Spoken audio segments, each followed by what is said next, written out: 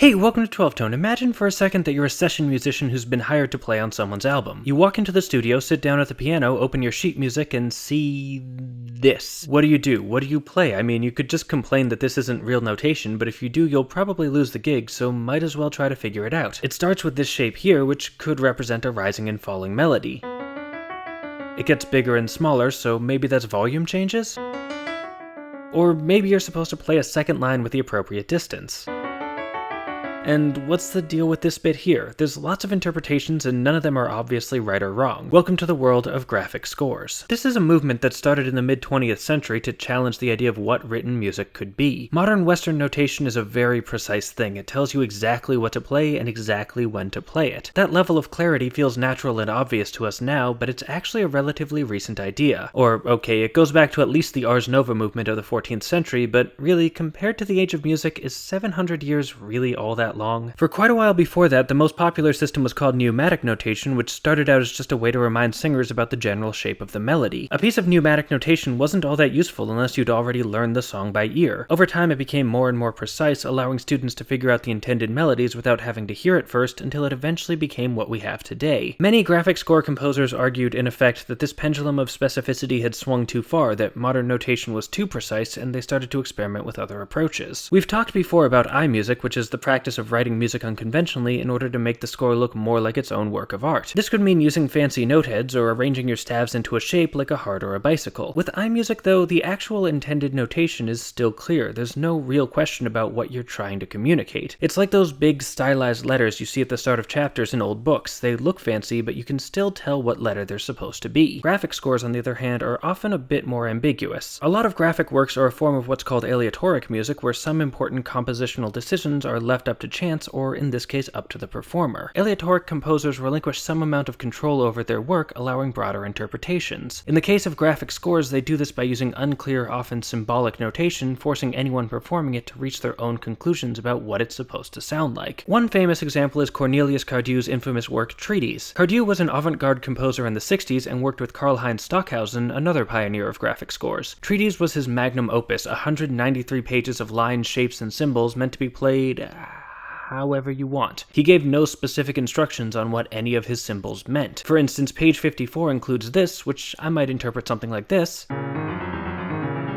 But I bet if you tried to play it, you'd wind up with something completely different and maybe a little less literal. But that doesn't make this random. We're both trying to evoke the same shape. If I were to play this,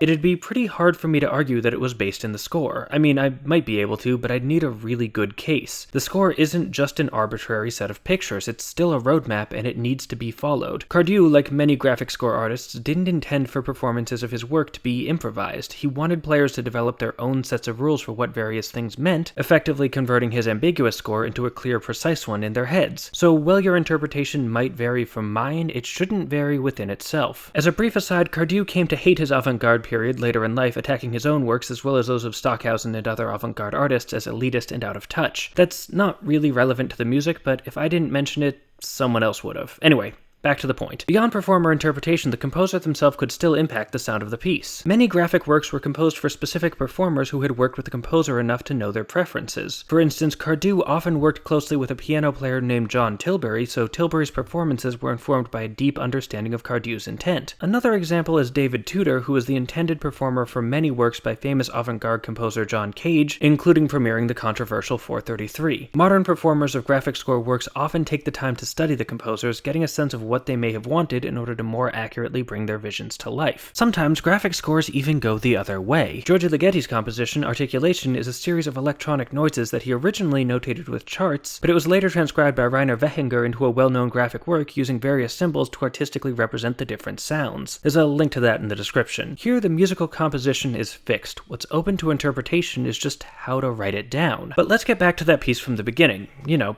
this one. This piece called Solitude by Hans Christoph Steiner isn't like that. It's actually a complete, precise score, it's just meant to represent something that musicians from the Ars Nova period never imagined. Sampling, or taking audio clips from other songs, editing them, and putting them together in new ways to make new music. Each color represents a different sample, and the shapes show the volume and panning that sample should be played with. There's only one correct interpretation of the score, which Steiner kindly uploaded to SoundCloud. There's a link, again, in the description. This brings up another important use of graphic scores, filling gaps in in modern notation. Our current system is centuries old, and it privileges the sorts of information that composers back then cared about, like notes and durations. While you can always write things in if you need them, by default it contains very little information on things like timbre and intonation, and nothing about technological issues like panning and effects. The rise of computers has fundamentally changed what we can do with music, and our traditional notation systems are struggling to keep up. This brings us to the last, most recent development in graphic scores: MIDI art. MIDI, short for Musical Instrument Digital Interface, is a way of storing note information to be reproduced by samples or synthesizers. It's actually what I use to create the audio examples for these videos. Anyway, MIDI data is stored on what's called a piano roll, which is basically an alternative notation system where each note is stored separately and you can see all of them at once. This makes it easier to overlap various parts, and if you're clever enough, it also allows you to draw pictures. The most famous example of this is probably by YouTube musician Andrew Huang, who used it to draw a unicorn that was also a pretty decent piano piece. There's a link to that in the description too. MIDI drawings kind of blur the line back to iMusic since they still communicate most of the same stuff as traditional notation, but I'm counting them here because I think piano rolls are different enough, and besides, I forgot to mention them in the iMusic video. Anyway, thanks for watching, and thanks to our Patreon patrons for supporting us and making these videos possible. If you want to help out and get some sweet perks like sneak peeks of upcoming episodes, there's a link to our Patreon on screen now. You can also join our mailing list to find out about new episodes, like, share, comment, subscribe, and above all,